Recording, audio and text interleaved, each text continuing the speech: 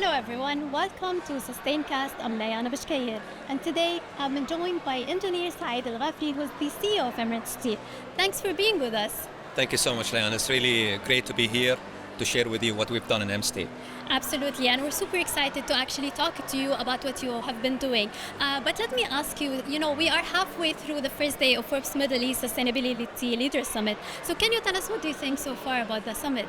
I mean, honestly, when I walked in, it's very much of a relaxed environment compared to the conferences I went to. The setup is beautiful, very much relaxing. You feel a sustainability sense in it. I've attended so far half of the day, and I've seen that starting from Dr. Thani Zioudi all the way to my panel, there has been some really key messages that I would take away and maybe think about and see how we can use it in the future. Absolutely. And today we're all talking about sustainability. So people and organizations, each one of them has their own definition of sustainability. Yeah. So can you tell us, how do you define sustainability personally? I mean, sustainability is a tricky one, especially now. But it's in simple terms, how to preserve. So this word is very important. So in your daily action or daily activities at home, how can you preserve? How can you basically minimize plastic? How can you preserve that? Maybe change into glass or do something else. How can you basically do that? And you do that because the cause, if you don't do it, the cause will be really harmful. We have to believe in the sustainability agenda itself because there is a much more bigger cause, and that's what our leadership are emphasizing on. There is only today and there is no tomorrow. So we need to take action, and we need to preserve and recycle and use the existing resources that we have today as much as possible. That's really interesting way of defining it. And when it comes to Emirates Steel, you all have a lot of things when it comes to sustainability. You have a lot of initiatives regionally and globally. So can you tell us, why is sustainability this much important to you? And if you could tell us about the impact of the initiatives that you've been doing so far. Yeah, I think before I go and start about what we've done in M-Steel, if you look around, sustainability today is key. And everyone is talking about it, and it's really something that the whole universe is counting on. When you start from such a level, it's important to believe in such a vision, such a cause. And that's what has stimulated the UAE vision. The UAE vision started from the UAE 2050 target, net zero target. And that's how we started as a group, as M-Steel. Now, recently, we have completely rebranded the group identity to M-Steel. And when you look at the colors that we've adopted, we used to be blue and gray, very much. And we said, you know what? Based on our strategy and vision, we've seen that sustainability is really repeating everywhere. Based on our studies, analysis, market studies, everyone is talking about sustainability. So we said, you know what? And based on our existing strength, we are going to transition from blue to green. And you can see that in the logo itself. You see that green is very much dominant. And that shows how much sustainability is in the core of what we want to do. Now, having said that, we've done a strategy, kind of a roadmap. We finished that in 2019, I would say. And it was based on 5 verticals, a bit technical, but again, it's relevant to the steel industry. The first one was carbon capture, which is basically taking the CO2 that we emit, and then we pump it, and then it goes into the ground for a different usage. Mm-hmm. And that goes into ADNOC, which is, we've done that collaboration with them. So it's really, the ecosystem itself is just beautiful. You don't emit it anymore, you just send it to them and then they reuse it. That's the first vertical. The second one was, we basically talked to our energy providers and said, okay, listen, can we get any new renewable energy? And the plan, and when you look at the UAE infrastructure, we have a really fantastic infrastructure for energy. We've seen that by speaking to them, we've been able to reduce our energy. We've been able to convert 80% of our energy to renewable, and on a year-to-year, 45%. So that second vertical is very important. The third one, we've been using recycled scrap. Again, you remember the preserve word.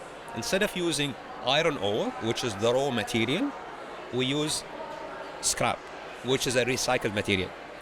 Now, by doing these three things, we've managed to reach a point where we are 45% lower than the global benchmark for carbon intensity for steel. It's really fantastic. And I'm comparing it to Europe and I'm comparing it to the USA and really major players that really did not reach where we are today. The last two, the fourth one is energy efficiency. How can we basically reduce heat, energy in our plants? And the fifth one is a bit difficult, but today we are doing an innovative project with Masdar to produce hydrogen. So instead of using the current natural gas, we will be using hydrogen as a way to reduce our product and then create steel which is green in aspect 100%. So that will have very much close to zero carbon intensity. It's very innovative, high cost, and again, innovation comes with high cost. Everything that started being innovative came with a high cost. But we want to do it, we are very much committed, and we see that that's the vision that we need to adopt in the future. And you spoke about all of the great achievements that you are doing and all of these great plans, and you mentioned briefly the difficulty when it comes to the high cost of producing the steel from hydrogen. But can you tell us about the other challenges that you're facing when it comes to implementing these sustainability initiatives? What are the main challenges? I mean, when you look at your day, you will have challenges, right?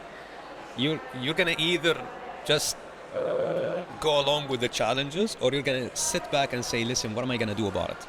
Yeah? And that's the mindset we have. So we've looked at challenges as opportunities. Before I talk about the challenges, based on what we've done, today we have an opportunity to be one of the best supplier in the world for a low carbon steel. And you cannot imagine the advantage we have today compared to anyone else.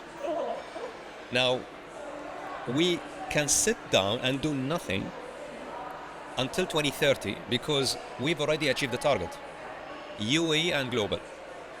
So we've always looked at challenges as ways, to basically convert it into opportunities. Now, challenges, when you deal with it by yourself, it becomes a little bit difficult. And that's why we've capitalized a lot on collaboration. Everything I told you right now is based on collaboration. The first one is the carbon capture and usage and storage. This has been done in collaboration with ADNOC. They wanted something that would facilitate their carbon intensity, and we wanted someone to help us with that. So we're all having the same cause. It's part of the ecosystem. So we've done that with them. It was a challenge in the beginning, and trust me, today, for a current steel producer, it is a challenge. But we're good, we're fortunate to be in such a landscape in the UAE where we've done it and it's possible. The second one is the hydrogen. The hydrogen is a very important project. And without Masdar, we wouldn't be able to do it. They have the mindset to do it, and we have the mindset to do it. Now with that small project, the resultant for a layman will be more or less planting 168,000 of trees. Very small. Can you imagine what will happen when we go on a higher landscape? And also more or less a 500,000 emissions from cars. You can eliminate that on a yearly basis.